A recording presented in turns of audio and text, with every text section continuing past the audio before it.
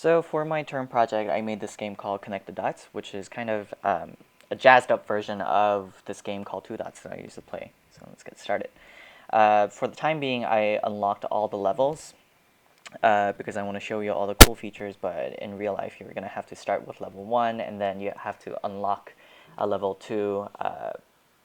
You have to complete level 1 to unlock level 2. So I'll show you with the most simple example. So level 1.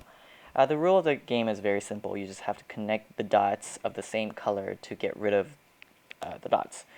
So again, the blue, it will eliminate those dots. And a cool thing you can do is you can make a loop with these, and it will actually get rid of all the dots on the board of that same color. So like that, I just got rid of all the red dots. And another thing that you can do is you can make, there's this thing called the bomb feature, which means if you make a loop that contains other dots in the center, then it will convert those dots into a bomb, and it will get rid of the adjacent dots. So like that, and we completed this level. We click, and another thing that is cool is called this ice feature, and the ice is kind of like an obstacle, and these dots right now are sitting on the ice. And to get rid of the ice, you have to crack it 3 times. And the only way to crack the ice is by eliminating the dots that are sitting directly on top of the ice block. So what we can do is we can get rid of all the blue dots, and now it's getting lighter because it's slowly disappearing. And you know what? Let's just make a bomb. Right there.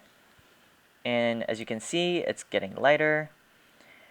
And to complete the level, you actually have to get rid of all the ice blocks. Otherwise, it's not going to count.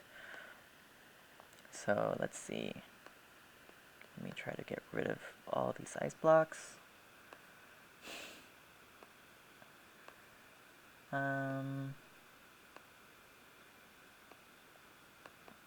There. It's completed. Another feature is rotating and shuffling, and it's pretty intuitive. If you press left arrow, you can rotate the board.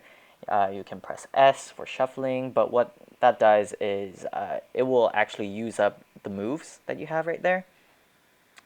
So yeah, it's pretty intuitive, and this can actually work to your advantage because let's say you have a lot of red dots accumulating at the bottom, and you actually want to rotate the board so that if the ice is sitting at the top, then obviously it's more beneficial for you to get to rotate the board. Yeah.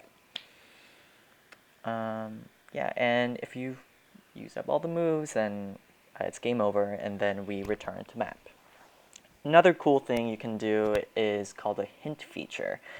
And what a hint feature does is it will take a board that you have right now, and if you can't make a loop on your current board, then it will take all the possible moves on the board, and it will execute one move so that in the next round you can make a loop. So let me show you an example of what I mean. Do this. Or actually, I'll just shuffle. Okay, so in this example, we can see that if we were to connect these red dots together, then we'll have these 4 pink dots right next to each other. So if I press H, or I guess I didn't see the other option, which is putting the 4 red dots together. And it just automatically eliminates those dots without using up your moves. And then once you're done with that, then you can just make a loop, and it will get rid of all the dots of that same color. So that is pretty much it with this game, and you can always press Q to return to help. And if you were playing the game, then if you press B, it will actually return to the current game that you were playing. So yeah, that's my turn project. Thanks.